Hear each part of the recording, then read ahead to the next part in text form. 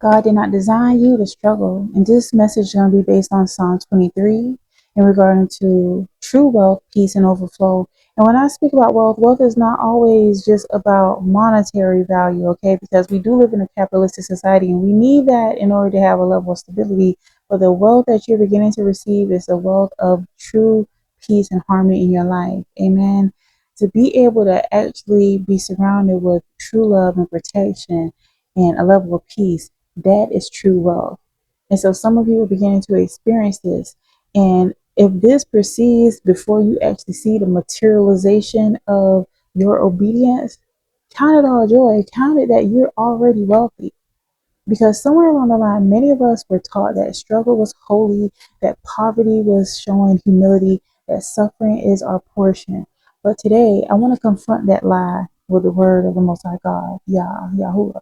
Because the truth is this: God did not design his children to live in light, fear, and survival mode. And so we're designed specifically for overflow, for peace. And today we're going to walk through Psalm 23 in its entirety, not just because it's poetic, but it is a prophetic blueprint for our lives. So, as I mentioned, you were designed for overflow. And so, what is beginning to happen in your life when we focus on scripture? It says, "The Lord is my shepherd, I shall not want." Not might want, not barely get by, but shall not want.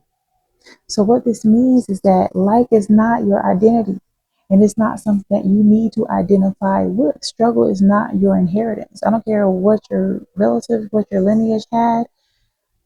That should not be something that defines you. In fact, it should catapult you and give you the determination, the motivation to get what the Most High has for you.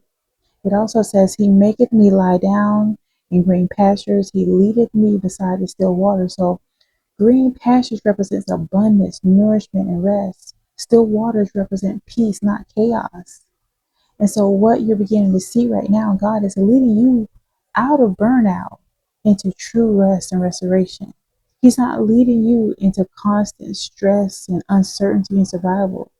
So if your life may feel like there's a lot of confusion and exhaustion, the Most High is wanting you to hear my voice at this time, to rest, to relax, and allow you to be restored. He restored my soul. He leadeth me in the paths of righteousness and for his name's sake. So some of you have been drained in all aspects, emotionally, spiritually, financially. But God says, "I restore what was lost." Not just your peace, not just your dignity, but your stability, your ability to thrive again. I don't care how many times you have fallen down, keep getting back up again and again.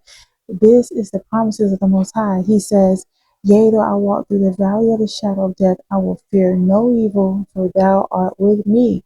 So notice this. It says walk through, not settle in. So even if you're in a phase in your life or an environment where you feel like you're experiencing the wilderness, you feel like you're in the valley was never meant to be your permanent address. It's a passage, not for you to be in prison. And keep in mind that there is value within your valley.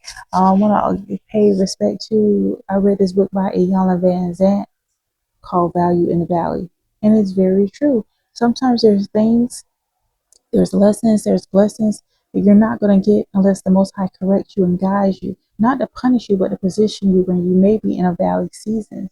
Sometimes the Most High wants you to be in a season where it looks like you have nothing to contribute to anybody, so you can really see the posture of people's heart, how they're going to deal with you. Furthermore, "Thou preparest a table before me in the presence of my enemies." Wait, because what's happened for you is going to bless you. And although Most High wants you to be strategic and quiet about this, people feel it and see it. Shalom.